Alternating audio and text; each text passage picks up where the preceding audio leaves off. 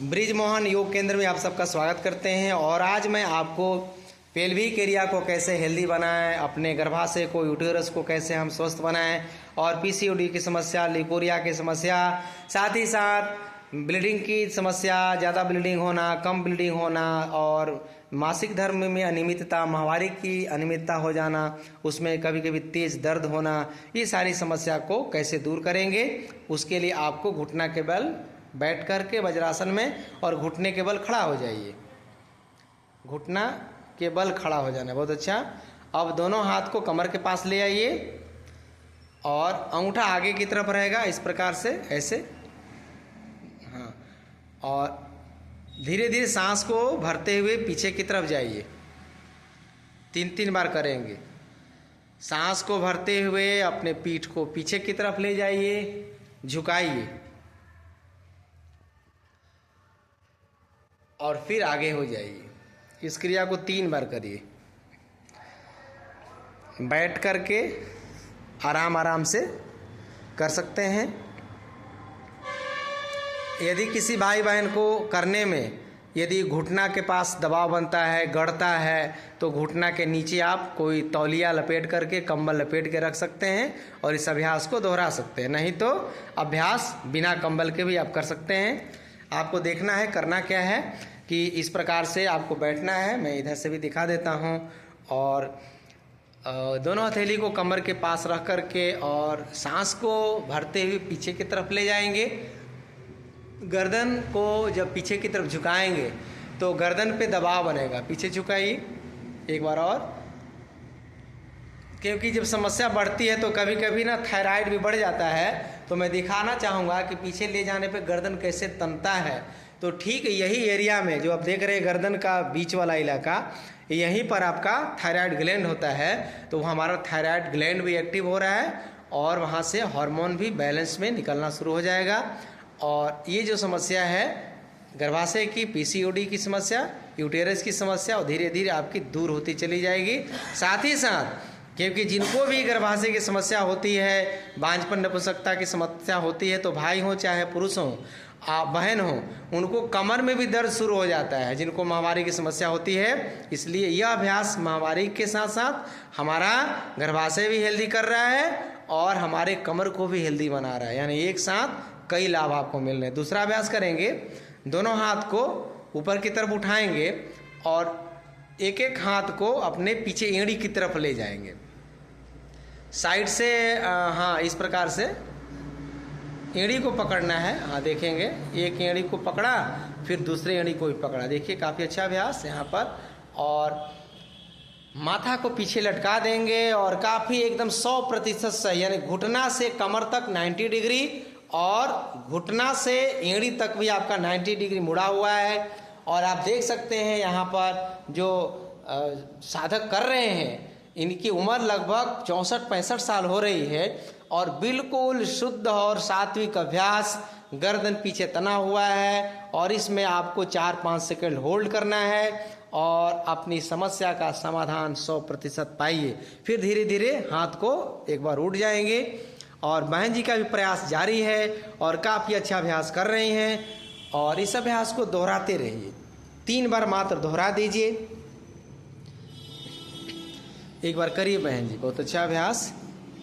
ये यूटेरस के लिए, गर्भाशय के लिए बहुत लाभकारी है। और आजकल ना जो बच्चियां, जो बेटियां पढ़ रही हैं, रात्रि को जाग करके बहुत देर तक जगना, पढ़ना और रात को नींद नहीं लेना, उन बच्चियों को पीसीओडी की समस्या, माहवारी अनियमित होने की समस्या, क्योंकि हार्मोन इनबैलेंस हो जा रहा है और उनको काफ़ी समस्या होती है। इसलिए छोटी छोटी बच्चियां जो किशोरावस्था में, युवावस्था को प्राप्त हो रही हैं, उनको ये अभ्यास नियमित रूप से करना चाहिए। उनको दौड़ने वाला, थोड़ा फांदने वाला, कूदने वाला अभ्यास करेंगे तो हार्मोन हमारा बैलेंस में आ जाएगा। इसलिए ये उष्ट्रासन, इस अभ्यास को बहुत बखूबी करेंगे।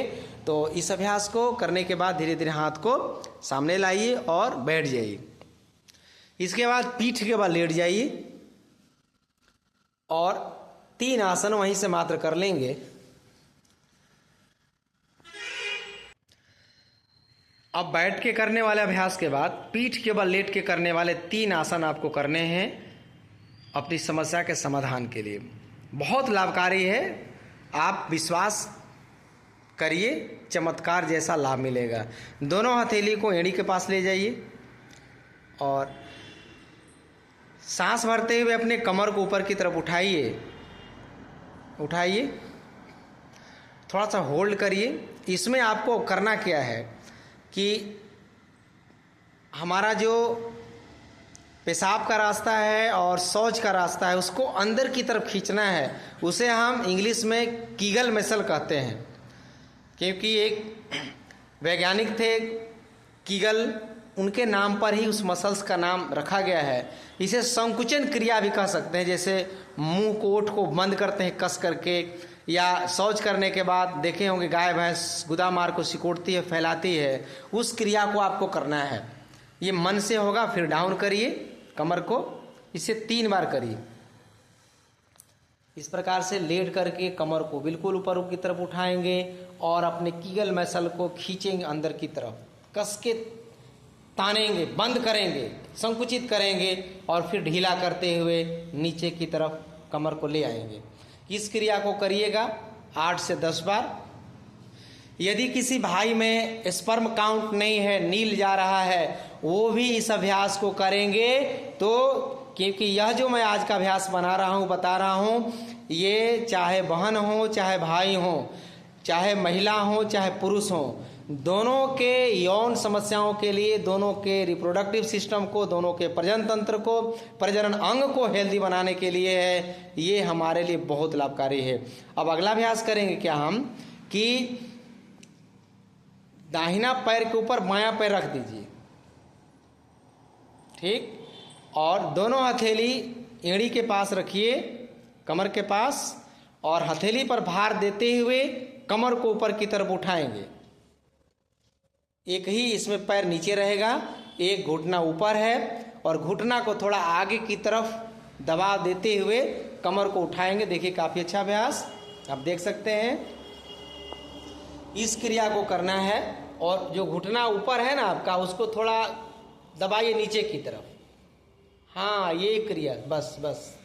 फिर सांस को छोड़ते हुए डाउन करिए, 3 बार कर दीजिए, वही क्रिया को दोहराइए।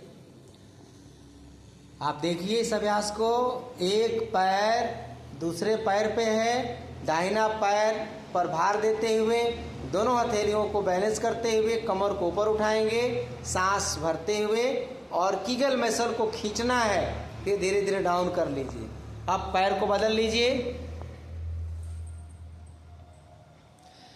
एक साथ कई बीमारियां, कमर दर्द बोनस में ठीक हो रहा है। बहुत अच्छा। इस क्रिया को आपको सीखना है और नियमित रूप से करना है। इसको फिर डाउन करिए।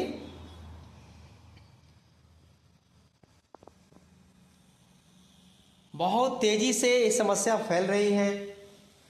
संकोच में, चाहे महिला हो, चाहे पुरुष हो, चाहे बेटियां हो, चाहे हमारे भाई हों, वो कह नहीं पाते हैं, अपने माँ बाप से भी नहीं समस्या का समाधान के लिए कोई बात चर्चा कर पाते हैं, और वो आधे अधूरे ज्ञान में वो मकड़ जाल में फंस जाते हैं, बीमारी बढ़ जाती है और समस्या हो नहीं पाता है। अगला अभ्यास करेंगे।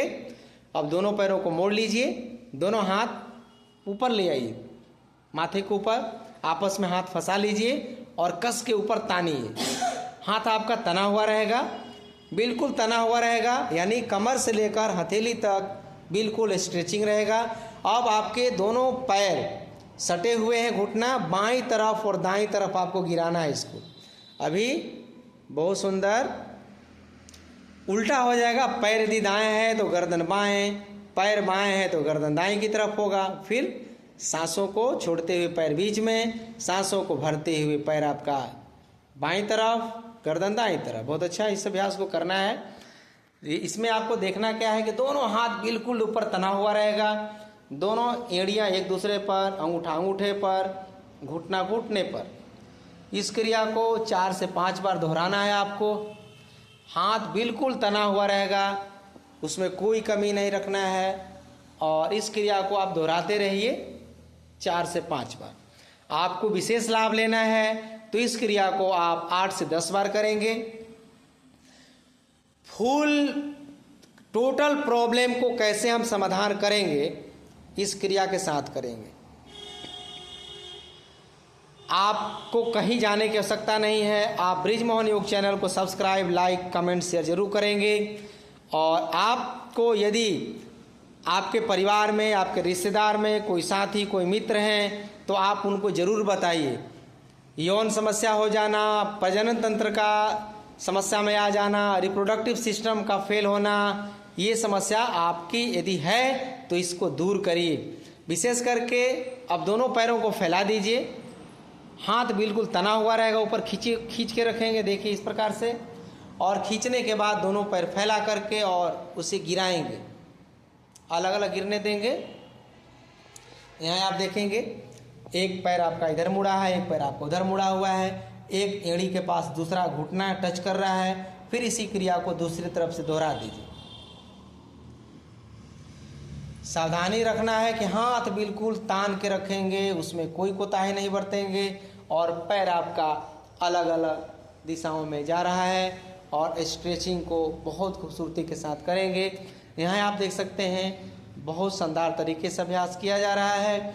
मैं दोनों तरफ से दिखा रहा हूँ कि कैसे, देखिए यहाँ पर पैर की स्थिति बनेगी, हाथ आपका बिल्कुल ऊपर तना हुआ रहेगा। इस क्रिया को भी 2 से 3 बार कर लेंगे।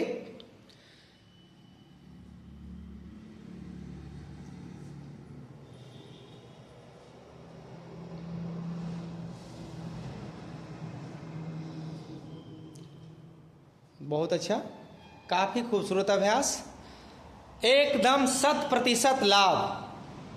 इसका कोई कहीं पर इलाज नहीं है। भटकते रहते हैं, परेशानी हो जाती है, और घर में परमात्मा से प्रार्थना जरूर करना है अभ्यास के दौरान।